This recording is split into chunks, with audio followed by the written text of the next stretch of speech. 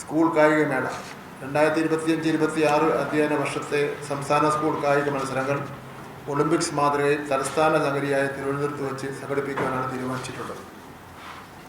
October മാസം 22 മുതൽ 27 വരെ നടക്കുന്ന സംസ്ഥാന സ്കൂൾ കായികമേളയിൽ 24,000-ഓളം കുട്ടികളാണ് വിവിധ ഇനങ്ങളിലായിട്ട് പങ്കെടുക്കുന്നത്. കായികമേളയോടനുബന്ധിച്ചുള്ള ജില്ലാതല മത്സരങ്ങൾ 2025 ഓഗസ്റ്റ് മുതൽ സെപ്റ്റംബർ വരെയാണ് ഷെഡ്യൂൾ ചെയ്തിട്ടുള്ളത്.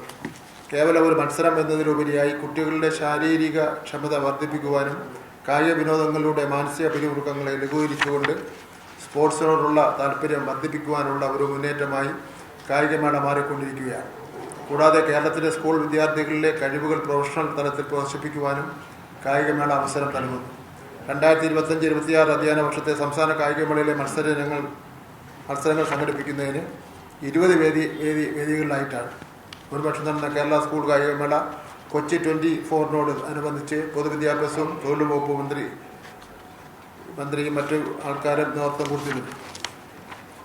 കേരളത്തിലെ കൗമാര കായിക പോരാട്ടത്തിൽ അണ്ടർ 14, 17, 19 കാറ്റഗറികളിൽ ആൺകുട്ടികൾക്കും പെൺകുട്ടികൾക്കുമായി നടക്കുന്ന വിവിധ മത്സരങ്ങളിൽ 24,000-ഓളം കായിക താരങ്ങളാണ് അണിനിരക്കുന്നത്.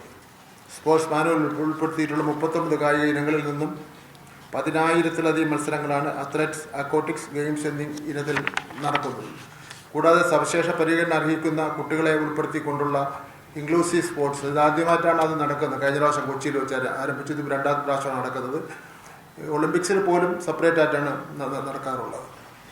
ഇതോടൊപ്പം ഗൾഫ് രാജ്യങ്ങളിലെ കേരള സിലബസ് പഠിക്കുന്ന 14ഓളം വരുന്ന സ്കൂളിലെ കുട്ടികളും പങ്കെടുക്കുന്നുണ്ട്. കഴിഞ്ഞ പ്രാവശ്യം പങ്കെടുത്തിരുന്നത്.